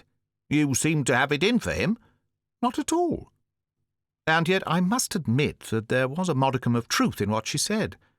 I had been feeling pretty austere about the man all day, and I'll tell you why. You remember that he caught that 12:45 train with the luggage, while I remained on in order to keep a luncheon engagement? Well, just before I started out to the tryst, I was pottering about the flat, and suddenly, I don't know what put the suspicion into my head, possibly the fellow's manner had been furtive, something seemed to whisper to me to go and have a look in the wardrobe. And it was as I had suspected. There was the mess jacket, still on its hanger. The hound hadn't packed it. Well, as anybody at the Drones will tell you, Bertie Wooster is a pretty hard chap to out-general. I shoved the thing in a brown paper parcel and put it in the back of the car. And it was on a chair in the hall now. But that didn't alter the fact that Jeeves had attempted to do the dirty on me. And I suppose a certain what-do-you-call-it had crept into my manner during the above remarks. There has been no breach, I said. You might describe it as a passing coolness, but no more. We did not happen to see eye to eye with regard to my white mess jacket with the brass buttons, and I was compelled to assert my personality. But, well, it doesn't matter anyway. The thing that matters is that you are talking piffle, you poor fish. Jeeves lost his grip? Absurd. Why, I saw him for a moment when he arrived, and his eyes were absolutely glittering with intelligence. I said to myself, trust Jeeves, and I intend to. You would be far better advised to let me see what I can accomplish, Aunt Dahlia. For heaven's sake, don't you start butting in. You'll only make matters worse. On the contrary, it may interest you to know that while driving here, I concentrated deeply on this trouble of Angela's and was successful in formulating a plan based on the psychology of the individual, which I am proposing to put into effect at an early moment. Oh, my God! My knowledge of human nature tells me it will work. Bertie, said Aunt Dahlia, and her manner struck me as febrile. Lay off, for pity's sake, lay off. I know these plans of yours. I suppose you want to shove Angela into the lake and push young Glossop in after her to save her life or something like that. Nothing of the kind. It's the sort of thing you would do. My scheme is far more subtle. Let me outline it for you. No, thanks. I say to myself, but not to me. Do listen for a second. I won't. Right-ho, then. I am dumb, and have been from a child. I perceived that little good could result from continuing the discussion. I waved a hand and shrugged a shoulder. Very well, Aunt Dahlia, I said with dignity. If you don't want to be in on the ground floor, that is your affair. But you are missing an intellectual treat. And anyway, no matter how much you may behave like the deaf adder of Scripture, which, as you are doubtless aware, the more one piped, the less it danced, or words to that effect, I shall carry on as planned. I am extremely fond of Angela, and I shall spare no effort to bring the sunshine back into her heart. Bertie, you abysmal chump, I appeal to you once more. Will you please lay off? You'll only make things 10 times as bad as they are already. I remember reading in one of those historical novels once about a chap, a buck he would have been, no doubt, or a macaroni, or some such bird as that, who, when people said the wrong thing, merely laughed down from lazy eyelids and flicked a speck of dust from the irreproachable Mechlin lace at his wrists.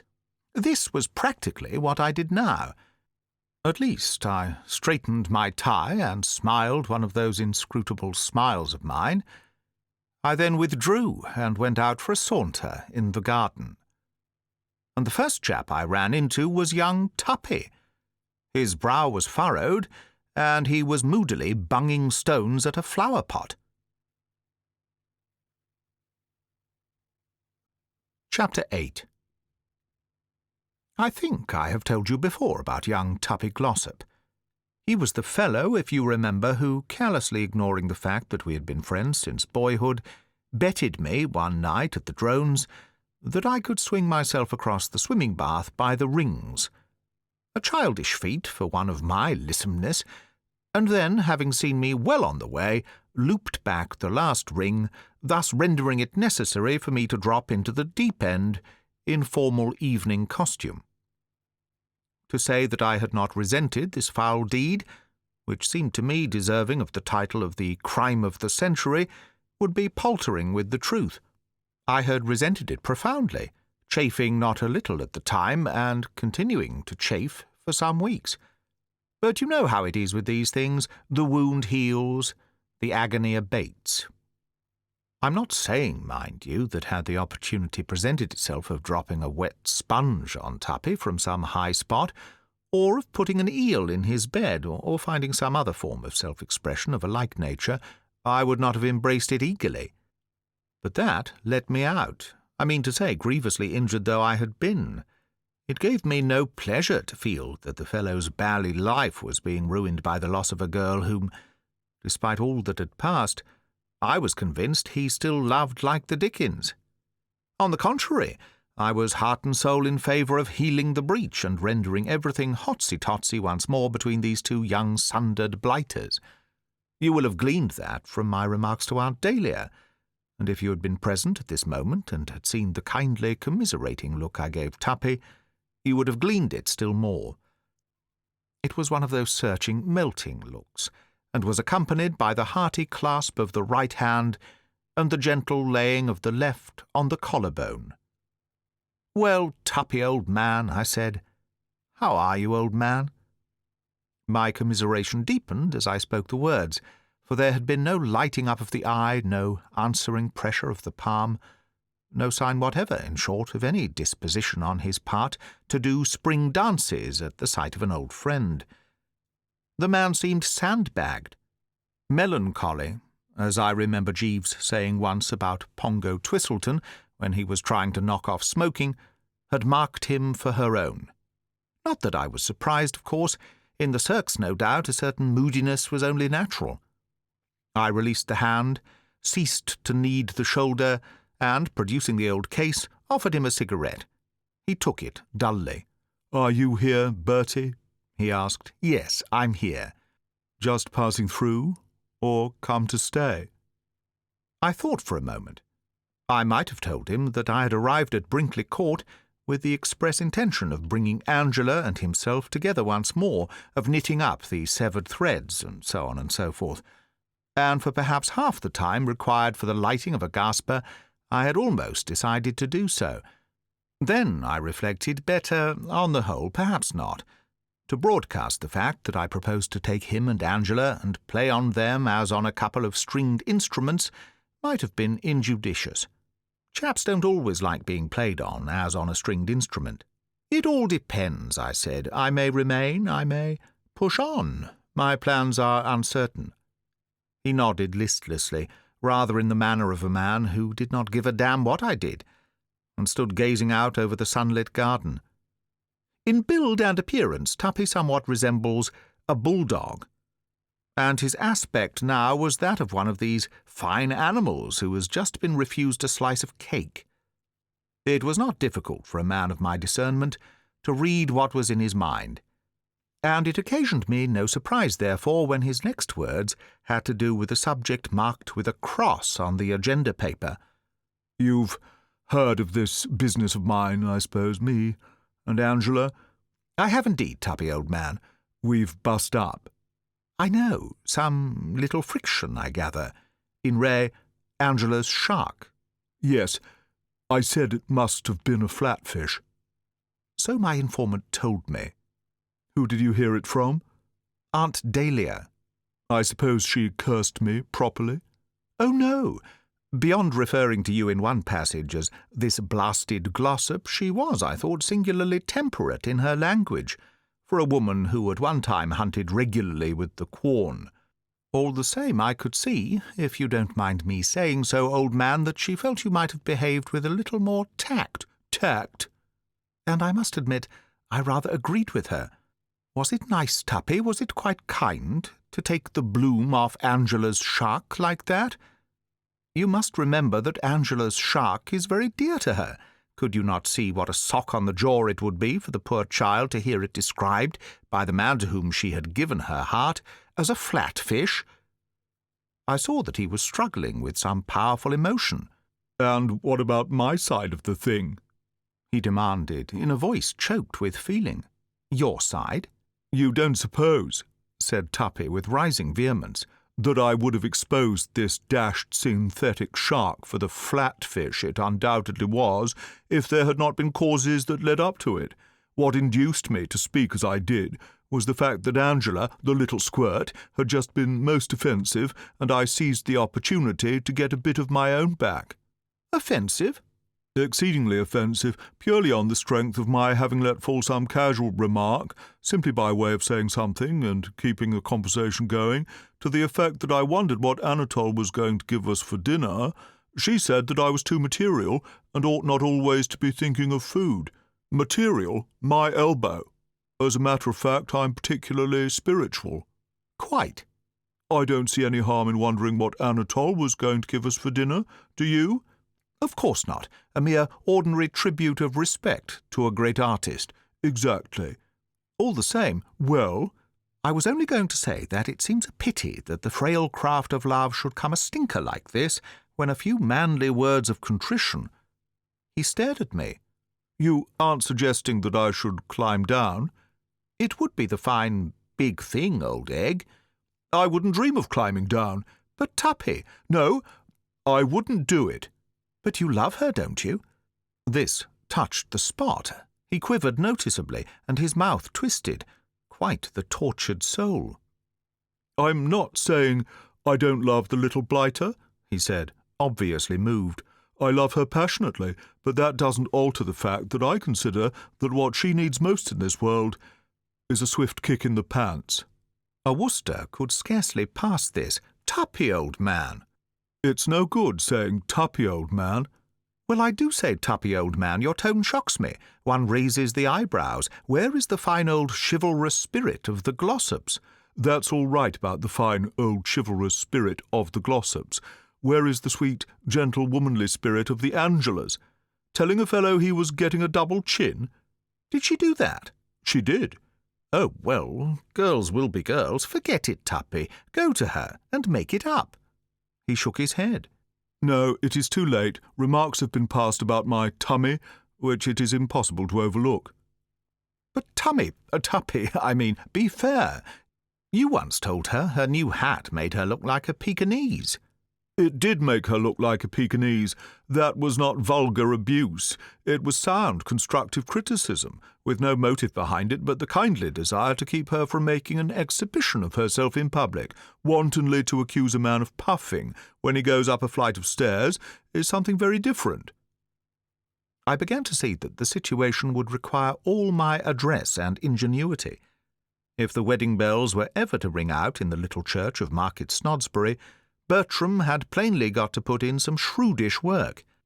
I had gathered, during my conversation with Aunt Dahlia, that there had been a certain amount of frank speech between the two contracting parties, but I had not realized till now that matters had gone so far. The pathos of the thing gave me the pip. Tuppy had admitted in so many words that love still animated the Glossop bosom, and I was convinced that, even after all that occurred, Angela had not ceased to love him. At the moment, no doubt, she might be wishing that she could hit him with a bottle, but deep down in her I was prepared to bet that there still lingered all the old affection and tenderness. Only injured pride was keeping these two apart, and I felt that if Tuppy would make the first move, all would be well. I had another whack at it. "She's broken-hearted about this rift, Tuppy." How do you know? Have you seen her? No, but I'll bet she is. She doesn't look it. Wearing the mask, no doubt. Jeeves does that when I assert my authority. She wrinkles her nose at me, as if I were a drain that had got out of order. Merely the mask. I feel convinced she loves you still, and that a kindly word from you is all that is required. I could see that this had moved him. He plainly wavered. He did a sort of twiddly on the turf with his foot, and when he spoke, one spotted the tremolo in his voice. You really think that? Absolutely. If you were to go to her— He shook his head. I can't do that. It would be fatal. Bing instantly would go my prestige. I know girls grovel, and the best of them get uppish. He mused. The only way to work the thing would be by tipping her off in some indirect way that I am prepared to open negotiations. Should I sigh a bit when we meet, do you think? She would think you were puffing. That's true. I lit another cigarette and gave my mind to the matter. And first crack out of the box, as is so often the way with the Woosters, I got an idea. I remembered the counsel I had given Gussie in the matter of the sausages and ham. I've got it, Tuppy. There is one infallible method of indicating to a girl that you love her, and it works just as well when you've had a row and want to make it up. Don't eat any dinner tonight. You can see how impressive that would be. She knows how devoted you are to food. He started violently. I am not devoted to food. No, I am not devoted to food at all. Quite. All I meant— This rot about me being devoted to food, said Tuppy warmly, has got to stop. I am young and healthy, and have a good appetite, but that's not the same thing as being devoted to food. I admire Anatole as a master of his craft, and am always willing to consider anything he may put before me. But when you say I'm devoted to food— Quite. All I meant was that if she sees you push away your dinner untasted, She will realise that your heart is aching, and will probably be the first to suggest blowing the all clear. Tuppy was frowning thoughtfully. Push my dinner away, eh? Yes. Push away a dinner cooked by Anatole? Yes. Push it away untasted? Yes. Let us get this straight. Tonight, at dinner, when the butler offers me a riz de veau à la financière, or whatever it may be, hot from Anatole's hand, you wish me to push it away untasted? Yes. He chewed his lip. One could sense the struggle going on within, and then suddenly a sort of glow came into his face. The old martyrs probably used to look like that. All right. You'll do it? I will. Fine. Of course, it will be agony. I pointed out the silver lining. Only for a moment you could slip down tonight after everyone is in bed and raid the larder. He brightened. That's right, I could, couldn't I? I expect there would be something cold there. There is something cold there, said Tuppy with growing cheerfulness. A steak and kidney pie. We had it for lunch today. One of Anatole's ripest. The thing I admire about that man, said Tuppy reverently, the thing that I admire so enormously about Anatole is that, though a Frenchman, he does not, like so many of these chefs, confine himself exclusively to French dishes, but is always willing and ready to weigh in with some good old simple English fare, such as this steak and kidney pie to which I have alluded. A masterly pie, Bertie, and it wasn't more than half finished. It will do me nicely. And at dinner you will push, as arranged? Absolutely, as arranged. Fine. It's an excellent idea, one of Jeeves's best. You can tell him from me when you see him that I'm much obliged. The cigarette fell from my fingers. It was as though somebody had slapped Bertie Wooster across the face with a wet dish-rag. You aren't suggesting that you think this scheme I have been sketching out is Jeeves's? Of course it is. It's no good trying to kid me, Bertie. You wouldn't have thought of a wheeze like that in a million years. There was a pause. I drew myself up to my full height. Then, seeing that he wasn't looking at me, lowered myself again. "Come, Glossop," I said coldly. "We had better be going. It is time we were dressing for dinner."